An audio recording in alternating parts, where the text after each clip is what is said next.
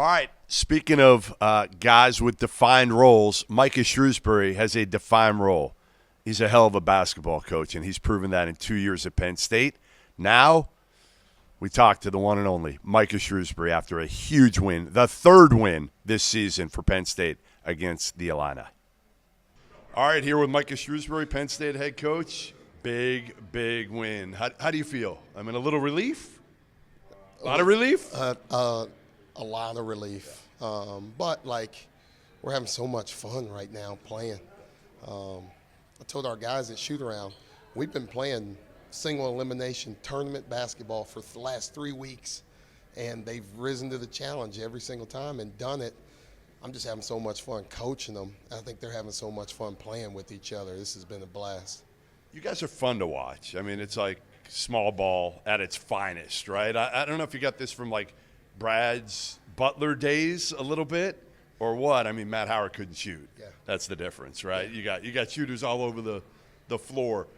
How much was this kind of what you envisioned when you took the job, or by default? It's kind of by default. We want to play out a lot of pick and rolls. We want to spread the court and do those things. You kind of luck into figuring out that Jalen Pickett is really good with his back to the basket, right? It took us a while last year to really see that, and now you mix that in with our pick and rolls. Now he goes into the post. This year we add more shooting. You get an Andrew Funk, you play Miles Dredd, Cam Winter starts shooting it great. Now it really makes it tough on people. And then Pickett, it's just his passing out of the post, out of pick and rolls. He's a great passer. You're an old team too. Yeah.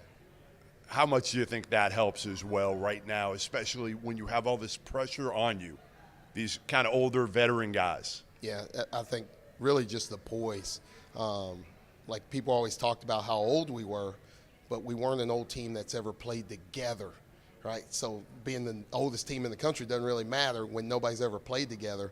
Now we know each other. I can call stuff that we don't even have in the playbook, and they know exactly what I'm talking about because of their basketball IQ, because of their savvy. But then they don't get rattled in moments.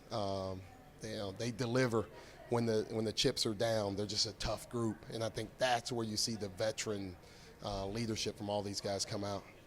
One of the surprising things for me about you, I've seen you for years, and you're pretty chill. You're pretty mellow as an assistant coach. As a head coach, you are different. I mean, you flip the switch a little bit, and you got a little bit of some shit to you, don't you? I always say it, I tell our guys, when the game starts, I go from Coach Shrewsberry, Tasmanian devil. I just want it, man. I love to win. I hate losing. There's a passion behind it.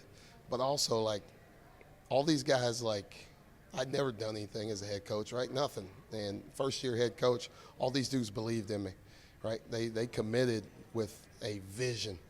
And I don't want to let these guys down. I want them to ride this out as much as possible, and I appreciate what they're doing, what we're doing for Penn State, and I try and keep my emotions in check a little bit. All right, the third win against Illinois, a charm today, because I think it puts Penn State in the field. I don't know if you're ready to say that. I don't know. Did you tell your team that, or did you tell your players, hey, listen, we still haven't done it. We need to win one more? Yeah, no, we haven't even talked about it. We just talked about, let's win the next game. Let's win the next game. That's all we're looking forward to. And, Northwestern's the biggest game of our season because it's the next game. And we've kept that mentality for a long time.